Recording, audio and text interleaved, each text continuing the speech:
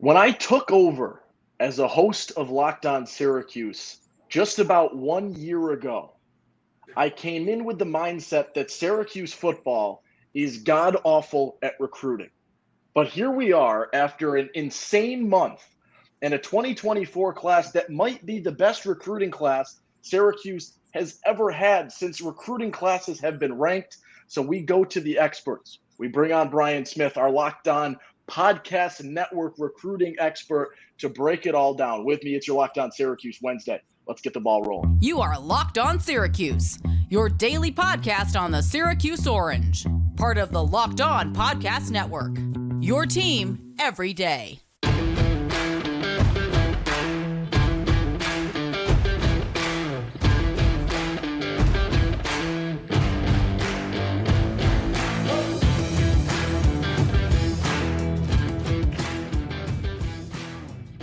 What's up? What's happening? Welcome into your Locked On Syracuse Wednesday. I'm Owen Valentine saying thanks so much for making Locked On Syracuse your first listen today and every day. We're free and available wherever you get podcasts, part of the Locked On Podcast Network. That's your team every day. Today, we've got big news in Syracuse football recruiting, so we go to the big boys. We go to the heavy hitters. We go to the Locked On recruiting expert. Brian Smith joins the podcast. Brian, thank you so much for joining us today. Thank you very much. It's not a podcast if you'd have told me a month ago that I would have been doing. I could assure you of that. Yes, but as you were talking about right before we jumped on, it has been a busy month of June for Syracuse football recruiting, and they've got a class that, depending on where you look, is ranked 40th right now for the 2024s or 42nd, and there is a lot to talk about. So Syracuse football joining a conversation that we don't always have in terms of great news at this point in the recruiting cycle. It's been a huge 2 weeks. So let's start with the biggest news earlier this week, just about 2 days ago at this point. The Orange get a commitment from four-star quarterback Jakhari Williams, one of the top quarterbacks in the class. I watch his film. The kid is a stud. And so I lead with this. This is Syracuse's best quarterback commitment since Donovan McNabb, pretty much. How important is this for Syracuse football? I'm not sure you can put a finite number on that because quarterback play is, I'm sure you're well aware, you're not winning games without pretty darn good quarterback play. And his film was very easy to fall in love with because he makes the sidearm throws, can throw deep, he can run, he can do all those things. Yeah, I mean, I just hope that there's not too much pressure put on him when he first gets on campus to overwhelm him. But, man, I can't help but to think. I remember Donovan when he went to Syracuse. He won the starting job as like a redshirt freshman and immediately was dominant, etc. I'm not saying he's Donovan McNabb, and he's a guy I've met. He's a great guy. But, yeah, the comparisons are there. There's a reason he's ranked so high. And how random is it for Syracuse to get a kid out of Macon, Georgia? Just random as all get out. But that's makes no sense. Brother. It's football makes no you sense. never know, bro. You never know. We are excited to have that news here for sure. It doesn't make all the sense in the world, but we are excited to be a part of it without question. One of my biggest things with him, and you mentioned it, and I talked about it a little bit yesterday for those that tuned in yesterday, is it seems like there's a nice succession plan where he doesn't have to be a day one stud. And Right. There could be a nice a year transition where you're going to have a redshirt senior quarterback in 2024. So if there does need to be that little bit of time, that learning curve, whatever it is, gets him a little more time to acclimate. I love the style of play. You mentioned it. He's got so many tricks in the bag, it seems, and only more room to grow. So when you look at this kid as sort of a dual threat guy, it's the scheme Syracuse is looking for. What do you sort of see as you take a look at the film and you break that down a little bit? I think he's a guy that they can expand the playbook with. I mean, I'm not saying he's going to be running triple option like Donovan did. This is a different era. But, I mean, he was a master at that stuff. But at the same time, in a similar fashion, the RPO incorporates all three levels: pass game, traditional running game, and the quarterback run game. So there's some similarities, and he's not going to be fun to defend with that because, again, he's throwing sidearm, he's doing different things. He can do jump at whatever. he makes it really hard to look at it from a disciplined defensive perspective. In the RPO game, one of my buddies in football, he told me once, he goes, I need my linebacker to be in two places at once. And I said, excuse me? And he said, no, like literally. He says, RPO, you can't, literally, it doesn't work. You can't be in two places at once. But he goes, that's what you want to happen, as crazy as that sounds, because when a quarterback does it right, you're really at a tough spot. When you add an extra level to that, and you've got a kid like Jakari that can move like he does, stop and start, freeze the linebacker, and then do I run? Do I pitch it? Do I throw the screen? Like the carte blanche part of this is where it gets fun. Syracuse hasn't had bad quarterback play necessarily over and over again in the last 10, 15 years. They've obviously had some pretty good ones, but it's been inconsistent. Hopefully getting a guy like this who could maybe one day be kind of a sports center guy, that can change your program. I'm not saying he's the next Donovan McNabb. Again, I want to be clear on that. But the physical traits are there to make special plays. And you're not going to move up the ladder by just grinding. You got to have some splash too. Quarterback sells seats. It sells advertising. It sells ESPN, etc. That's the mainstream, man. You got to get the quarterback. Now, one of the big questions that a lot of Syracuse fans were very vocal about after this commitment is, you mentioned that it doesn't necessarily make much sense to have a guy out of Georgia committing to Syracuse out of the blue, but this was a pretty weird top 5 that he made his decision from for someone ranked as highly as he is. The top 5 was Syracuse, FAU, Western Kentucky, Boston College, and James Madison. Is that a concerning top 5, or is it just throw that to the side and be excited for what you're about to get? That's about as random as it gets, but I'm guessing that he just was one of those kids that kind of beat to his own drummer. He's raw. I mean, he still has things to physically, like he's good enough to play at Georgia. Will he develop? Hell, I don't know. Quarterback play is more about after they get to college. That's why quarterback rankings are taken with a grain of salt. He's a kid that I think, just to put it in comparison, Dylan Raiola is committed to Georgia. He's ranked by many people as the number 1 player in the country. I personally think his bust rate is extremely high based on what I've heard about him. Doesn't mean he's not physically gifted, but it's more about off the field leadership and all the little things that come along with it. If this kid listens to the coaching, if Williams takes on the responsibility aspect of being a quarterback, and that is huge, it's huge, he can win games at Syracuse and kind of change the culture. So I don't care if it's James Madison or Western Kentucky or whatever. I watched the film, and the old saying in the NFL is true at every level. The eye in the sky does not lie. This kid can ball. I love to hear that. And the other thing that is fresh in many of Syracuse fans' minds is Syracuse got a big quarterback commitment last cycle with the 2023s, and Lenora Seller commits to Syracuse and then flips on signing day. And it seems like for someone ranked this high, a lot of the bigwigs in terms of recruiting powerhouses are not involved with Williams at this point in time. What is the chances when you go national, when you go Syracuse specifically? How often are quarterbacks like this, getting almost poached at the last second? And I'll throw in the caveat of, Williams has already decommitted because of some coaching change and then found his way to Syracuse afterwards. It's possible. I mean, recruiting has changed. Let me put it to you this way. When I first started following recruiting, it was about 1990. And you could read newspapers, this and that. This is for the internet. It was wherever you could get info. There was no YouTube. There was no huddle. There was no nothing. Okay. When I first got into the recruiting business, we waited for tapes to get mailed in to watch film. Now in 30 seconds, I can have the third play up of a kid. Okay. It's just a different world. College coaches all have that too. So a kid that you may not think is going to end up at Stanford or end up at Syracuse from one coast or the other does. You know what I mean? If I remember right, Syracuse had a kid from Oregon. You know what I mean? Like, it's just random. So there's any chance. I mean, if Kirby Smart calls him, he's going to take a visit. You know what I mean? Like, I mean, they don't need a quarterback in this class, but it's just, that's the kind of deal it is. Florida, if Miami, if, Florida State, any of these kind of schools, they're going to take the phone call. You can't do anything about it. The only thing you can do as Syracuse's staff, or any other staff for that matter, is to recruit your guy. He is never signed. That's how you have to take it. He is just a guy that's committed to us, because that's really all it is. And even after he's signed, you got to re-recruit him because the transfer portal. You never have to look at it any other way. Just like every day, like he's uncommitted. That's how you have to approach it.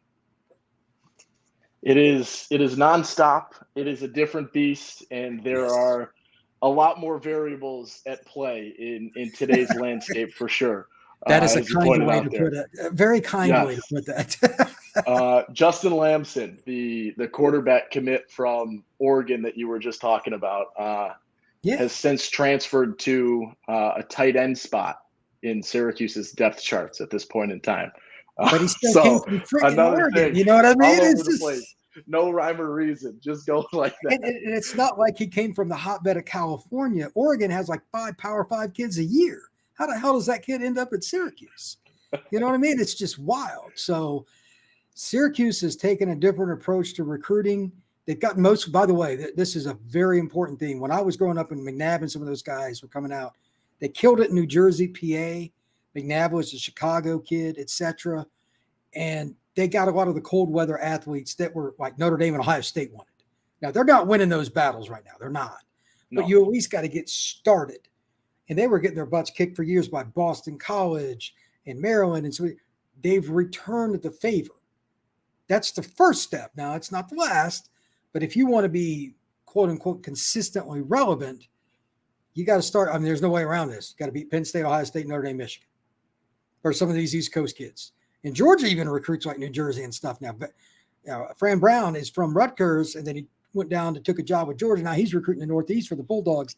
That doesn't make life very easy for Syracuse. No. But that's the world we live in. Everybody recruits different. When I was a kid, there wasn't a damn player on Georgia's roster from New Jersey. And I don't need to go back and look at any media guides. That has changed. So one of the key guys that I just found out about, they really want, is from, guess where? New Jersey. It's part of the world. So Syracuse is on the right track. They just need to keep pushing and grinding and kind of taking that next step up. And this season's important. They've gotten 12 commitments this month. However, if you don't play really, really well, this is a situation where kids can decommit.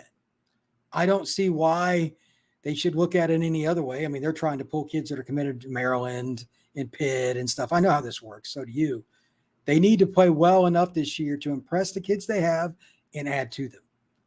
It never stops. I like that. It never stops. Let's take a quick break, though, because we got to stop for 1 second. Talk about our friends over at FanDuel Sportsbook, because right now baseball season's in full swing. There's no better place to get in on the action than FanDuel. It's America's #1 sportsbook, because right now new customers get a no-sweat first bet up to $1,000. It's $1,000 back in bonus bets if your first bet doesn't win. Just go to FanDuel.com/lockedon to join today. Don't miss your chance to grab that no-sweat first bet. That's up to $1,000 back when you get FanDuel. Just go to FanDuel.com/lockedon to sign up. FanDuel, official partner of Major League Baseball. Major League Baseball trademarks used with permission. All right, we continue our Wednesday episode talking with the Locked On recruiting guru, Brian Smith. We're having a lot of fun chatting some Syracuse football. And, you were mentioning the impact of this recruiting class and also the impact of what this season will have. And I am curious, and we'll talk one more specific player a little bit later in the show, but just because it came up, we'll roll with it. A recruiting class of this caliber, if you get to the 2024 season and these guys make their way to Syracuse, which we hope they do, but you mentioned, and we talk about consistently, there is nonstop poaching. There is nonstop conversations, nonstop phone 100%. Calls being made. But if this group makes it to the 315 and plays at Syracuse, how important is this singular class as something that is, as I mentioned in our intro today, the highest ranked recruiting class that Syracuse has had since like 24/7's recruiting rankings originated and things of that nature. So to have a class like this, what does it mean, and what can Syracuse do to make it mean even more? I tell this to everybody. Let me give you an example. Across the Locked On network, I've done podcasts with Oregon. I've done Ohio State, Notre Dame, Florida, Miami, across the board. And everybody I tell the same thing to. There are only two measurements in recruiting. They are Alabama and they are Georgia. You have to get better and better players and eventually beat them for recruits. That's it. Nobody likes hearing that because they know how daunting that is. And I'm not saying Syracuse is anywhere near calling Kirby smart out and they're going to take his kids out of his backyard. I'm not saying that. But you have to have a pecking order, like where you're going. So they got to get kids at specific spots, and they got to get impact guys now. They're getting some really good players, but how many of them would break the depth chart at one of these elite schools? That's the reality. That's what you got to look at. Some of them possibly, but there's no sure bet, at least by these rankings, for whatever that's worth. So they need to get some impact guys at defensive end and corner. Those are the two most by far areas that when I talk to college coaches on the phone, on the internet, or out of practice, those are the two spots everybody talks about because they're the hardest. If Syracuse can get a better feel for defense on the recruiting trail, just like one or two more guys a year, that's how you change your program. Because on defense, it's more about talent. Like you can scheme your way to points, brother.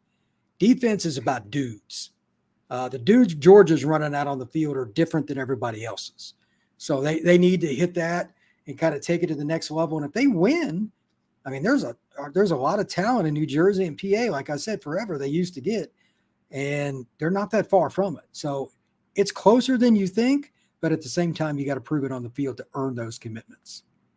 I think that's spot on with, getting a couple of extra defensive guys, defensive standouts, because it's something that Syracuse has seen all too often recently where they've got a really solid core, but they've been riddled with injuries going through an ACC schedule where they're playing against bigger, more physical teams, and the depth isn't quite there. So getting a couple extra names, couple key impact guys that allows them to survive. I mean, last year, I think every starter, and this is an exaggeration, but almost it felt like every starter on the defensive side of the ball that started game one was not listed on the depth chart because of injuries when that season came to a close. It was game after game dropping like flies. And so having that extra depth going all of the way for them without question. Another guy, and this is the first time in a decade that Syracuse has had two four-star recruits on their recruiting commitment list. But four-star tight end Jamie Tremble committed about 2 weeks ago at this point in time. And I like that style. It seems like something that Syracuse has been going with. I don't know if you follow, Rondé Gadsden all too much, who is listed as a tight end and as a result is, first on so many little tight end rankings, but he plays sort of that flex tight end wide receiver spot. Tremble, a guy that seems to line up into that role exceedingly well. His film is interesting. And by the way, at least right now, he's not a tight end. He is a big receiver.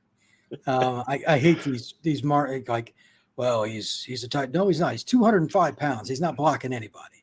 So he's a big bodied receiver that can make guys miss. He's really good. His brother, for people that may think they've heard the name, his brother was Tommy Tremble, played at Notre Dame, went on to the NFL. So got some pretty good bloodlines. Oh yeah. He's a kid that's playing in Georgia. He's playing against real comp. He plays in the greater Atlanta area. So he sees dudes every week. That's as good a city as there is in the country for high school football. And I think he's quite honestly a little underrated. I mean, if you want to rank him as a tight end, he shouldn't be ranked very high at all, but he's just a football player. Remember a long time ago, I heard the term basketball on grass. Kentucky kind of looked at it that way in terms of like how they went with Pitino like 30 years ago with all the pressing and all that. And then the football team, they brought in a coach that wanted to throw it all over. Well, this is kind of the cross back. This kid could be a basketball player and be really good, throw alley-oops and stuff to him, but he runs well enough too that he can kind of go through a defense and make guys miss. And again, he's 6'4". So he's going to be a red zone kind of guy. if they can put 20 pounds on him and he can be more of a tight end, if he's closer, he's never going to be a 260 guy, I don't think. But if he could get up to 225, 230 by his sophomore year, good weight, you're working with something because he's already got the ball skills you're looking for. And he will probably play very early at Syracuse, regardless of what they label him as.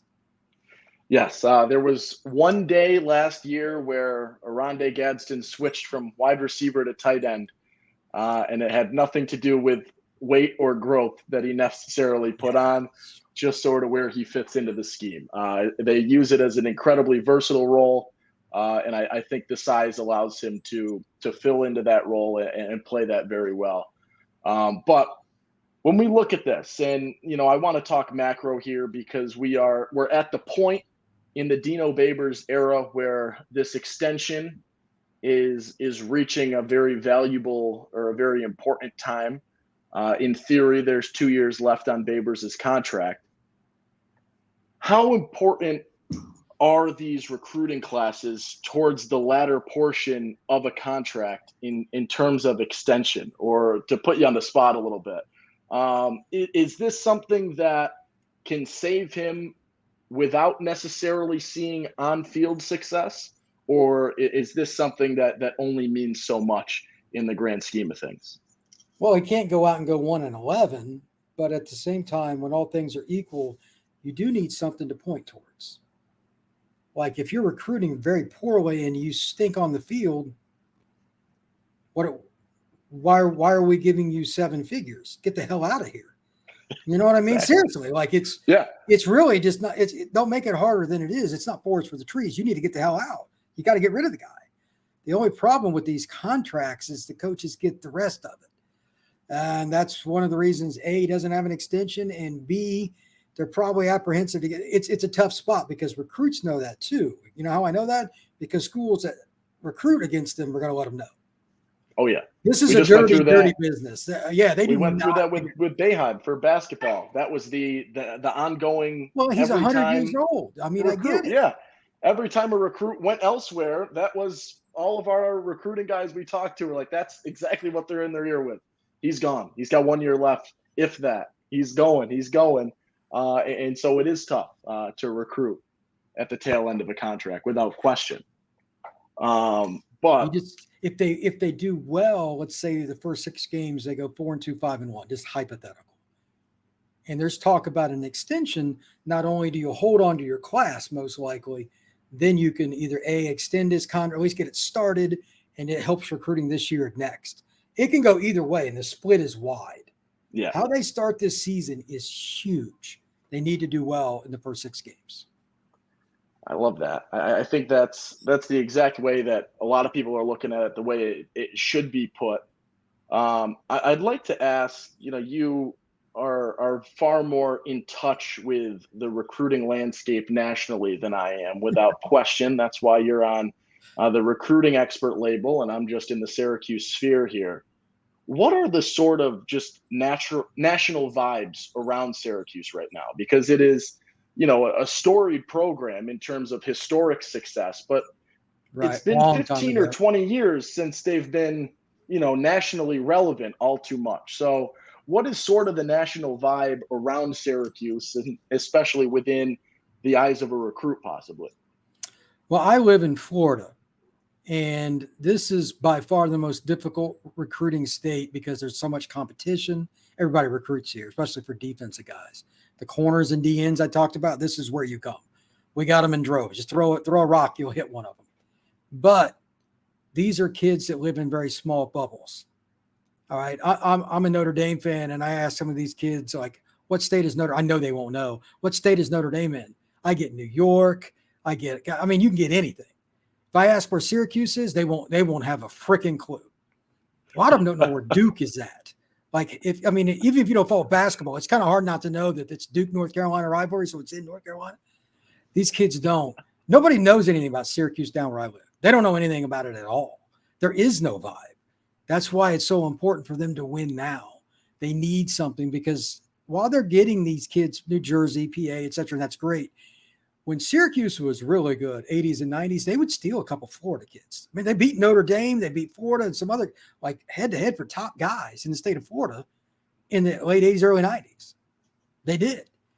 That's the difference. Cherry picking a couple of teams or a couple of recruits when they were ranked, Syracuse consistently would be ranked somewhere in the top 25 every year. They 8-3, 9-2, whatever. They were damn good. But winning also opens those doors. The kids know where you're at. Right now, Syracuse isn't good enough for anybody to know where they're at. So right now, there is no perception, to be honest. That is the answer that I thought was what I was going to hear, but it's never fun to hear. But that is the reality, and you got to face it without question. It's what I expected. It is, but sometimes we just got to hear it. I am occasionally perceived as too negative surrounding Syracuse football, but what the heck? Sometimes, what are you gonna tell people? I mean, thank you, thank you. You got to win some freaking games. Thank you, Brian. Come on, man. Let's go. Let's be realistic here. Who have you beat recently that I care about? Name one. Exactly. We're 5 years removed from a Clemson upset. I remember the game, and the quarterback that day for Syracuse got hot, and the defense made a couple of clutch plays. It's how you play football. Exactly. Absolutely. There's been nothing since then, really. There have been a couple of close calls. For whatever reason, Syracuse likes to play 3 really good quarters against Clemson. And then fall apart in the fourth. But that's recruiting right there, though. Honest to God, they have more depth. They're not as tired, and they've got better defensive linemen usually than everybody. Oh yeah, we went through the whole. You were talking about depth. You were talking about players, right? Syracuse went through it against Clemson last season. As you get all excited that they're benching your starting quarterback after the first half, and they throw in Cade Klubnik, who's the top-rated quarterback in the next class. He's got a chance. As if it's no issue at all. Yeah, I saw him at Elite 11. We're like, yeah, he's going to be good. It didn't take us the whole period to figure that out either. It was real fast. Real fast. One last question before I let you go. I guess with the 2024 class, how valuable is having a few big names as you look at Williams, as you look at Tremble? How valuable is it as you pitch other players to have a few big guys and bigger names already committed in terms of your pitch to another upper echelon type player? Everything. Great players want to play with great players. I was just at the Future 50 down at IMG Academy, the elite of the elite underclassmen. Justice Terry walked in the room and you were scared. He's committed to Georgia. He's 6'5", 285, and he looks like he's 25 years old. He's a sophomore in high school, getting ready to go into his junior year. And like he's willing to go to Georgia, where he's not going to play right away, because he wants to compete. If you're going to get a guy that looks like he's 10 years older than he is, you got to have other guys around. I mean, it's a building process. So Kirby didn't walk into that at Georgia. They had a good roster, but he worked on it and he got there over time. That's what Syracuse has to do too. You get a few, and then it kind of snowballs. They've gotten 12 commits this month. Now they just got to get more that are a little bit better, and you build from there. It's a stepping stone process. Awesome. Brian, thank you so much for joining us today. We appreciate having you on. All right, buddy. I appreciate it. Thank you. Of course. That's where we leave you for today. That'll do it. We will catch you again tomorrow. We appreciate the listen. Appreciate joining every day to join that conversation at @LO_Syracuse on Twitter, or fire off right here on our tweet or on the YouTube channel as well to join that conversation, ask questions, and provide your thoughts on anything we talked about today, yesterday, or a future topic as well. Peace.